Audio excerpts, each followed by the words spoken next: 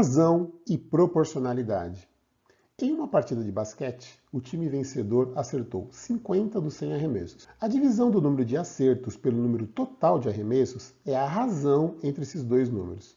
Então, se eu divido 50 por 100, neste caso aqui, é a razão do número de acertos em relação ao total de arremessos. A razão entre dois números, A e B, com A diferente de B, nessa ordem é dada por A dividido por B, no formato de fração, ou simplesmente A dividido por B. A razão A dividido por B também pode ser lida como razão de A para B, ou A está para B, ou ainda A para B. Razão e proporcionalidade.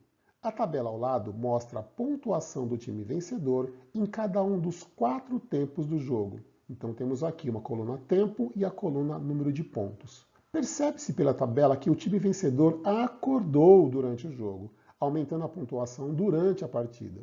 Vemos que as pontuações foram crescentes e proporcionais em relação aos respectivos tempos. Então vemos aqui que no terceiro tempo foram feitos 30 pontos e no quarto tempo 40 pontos. Então percebemos aqui que as razões 3 dividido por 30 ou 4 dividido por 40 é igual a 1 sobre 10. Então, proporção é a igualdade entre duas razões. Nós temos aqui a igualdade entre duas razões. Em toda proporção, o produto dos extremos é igual ao produto dos meios. Ou seja, A está para B, igual C está para D. É uma proporção. Então podemos escrever A vezes D igual B vezes C. Quem são os extremos? A e D igual a B vezes C. Grandezas diretamente proporcionais. Já vimos que grandeza é tudo que pode ser medido ou contado.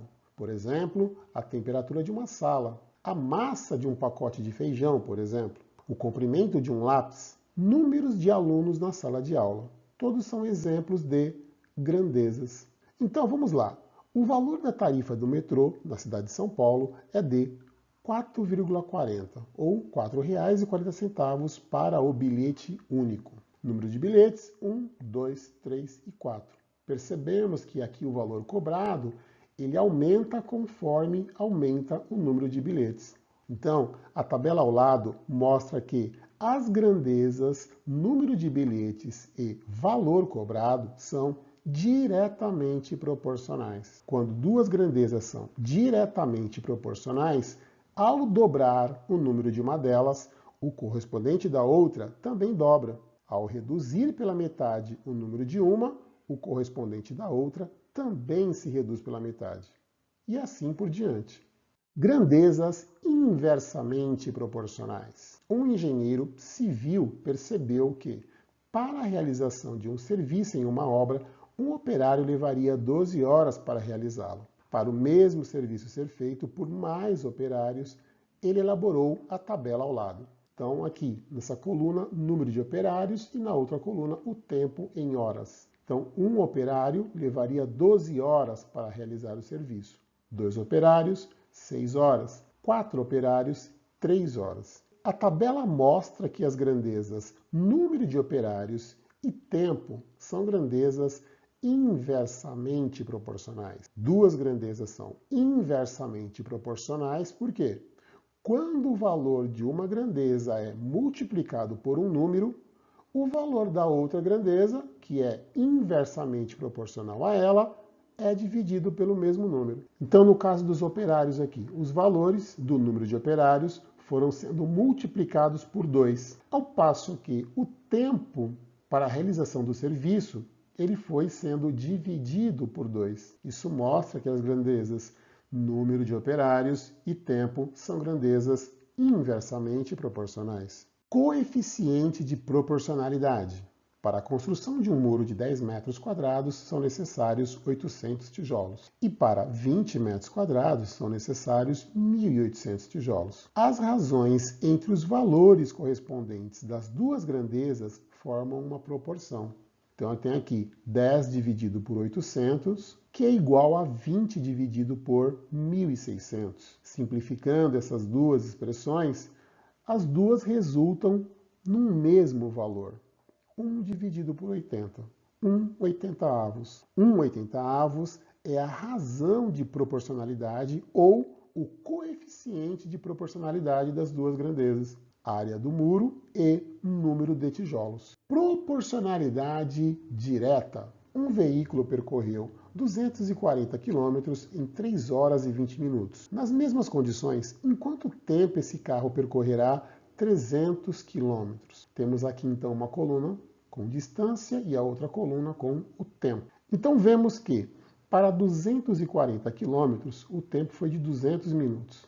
A pergunta é, para 300 km, em quanto tempo esse carro vai percorrer essa distância? Bom, este é um caso de proporcionalidade direta, pois ao dobrar o número de uma delas, de uma das grandezas, o correspondente da outra também dobra. E, ao reduzir pela metade o número de uma, o correspondente da outra também se reduz pela metade. E assim por diante. O x na expressão acima é chamado de quarta proporcional. Dos 4 números da proporção, 3 são conhecidos. O x é o quarto número, o número desconhecido. Essa proporção é conhecida também como regra de 3, pois o objetivo é encontrar um número a partir dos 3 números conhecidos. Então temos aqui 240 está para 300, assim como 200 está para x. Fazendo esses cálculos, vamos encontrar um x igual a 250 minutos.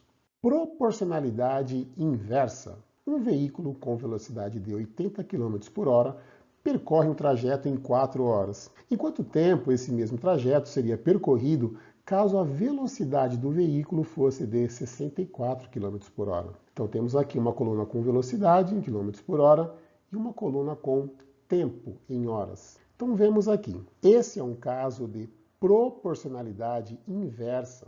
Por quê? Quando o valor de uma grandeza é multiplicado por um número, o valor da outra grandeza, que é inversamente proporcional, é dividido pelo mesmo número. Então aqui nós percebemos que a velocidade foi de 80 para 64. E o tempo? O que vai acontecer com o tempo nesse caso? Bom, como é um caso de proporcionalidade inversa, vamos fazer o seguinte. 80 está para 64 e a outra fração ela deve ser invertida.